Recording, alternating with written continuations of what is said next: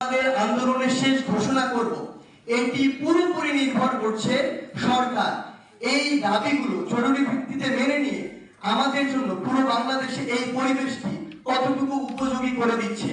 সরকার যদি চায় এটি বৃহস্পতিবারে করতে পারে, সরকার যদি না চায় তাহলে এটি অনির্দিষ্ট সময়ের জন্য যেতে পারে।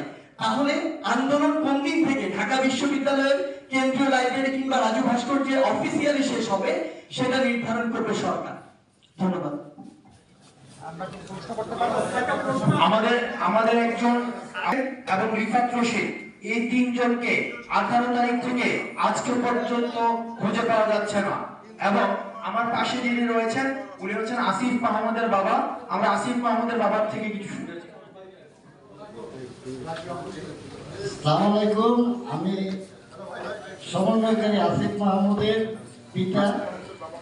আমি গতকাল ইত্তেফাক পত্রিকায় জানতে পারছি আসিফ মাহমুদ ঘুমের শিকার।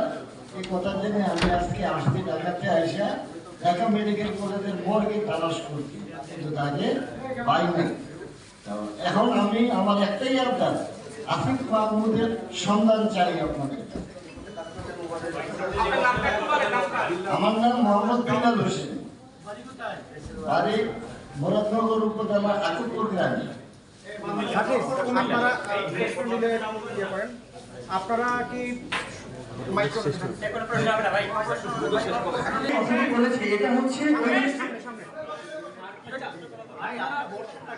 আপনি যেটি বললেন আসলে হবে হবে না, দ্বার খুলবে কিনা, হাসনান যেটি বলেছে সেটি হচ্ছে আমরা যেদিন আমাদের দাবিগুলো জানিয়ে এসেছি, আমাদের প্রেস রিলিজ দেওয়ার কোনো হয়েছিল না, ইন্টারনেট নেই, প্রেস ব্রিফিং করার কোনো হয়েছিল না নিরাপত্তার কারণে।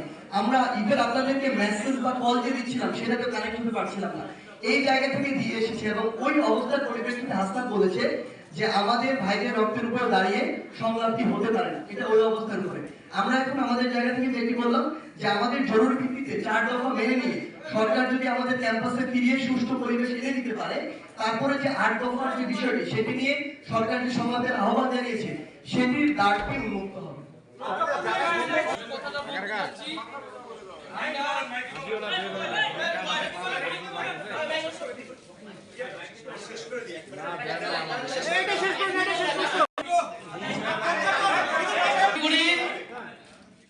মহামান্য আদালত শিক্ষার্থীদের পক্ষে রায় দিয়েছে, সে অনুযায়ী সরকার প্রজ্ঞাপন দিয়েছে।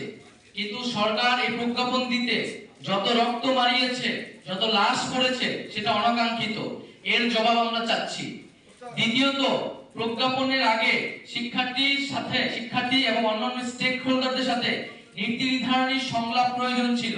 এ ধরনের সংলাপ ছাড়া প্রজ্ঞাপনকে আমরা চূড়ান্ত সমাধান হিসেবে গ্রহণ করব না। তাই আমরা যথাযথ সংলাপের পরিবেশ তৈরি করে এবং সকল স্টেক হোল্ডারদের সমন্বয়ে আমরা একটি নীতি নির্ধারণী সংলাপ চাচ্ছি এবং আমরা কোটা নিয়ে যাতে ভবিষ্যতে কোনো ধরনের সমস্যা না হয় সেজন্য একটি স্বাধীন কমিশন গঠন করার আহ্বান জানাচ্ছি।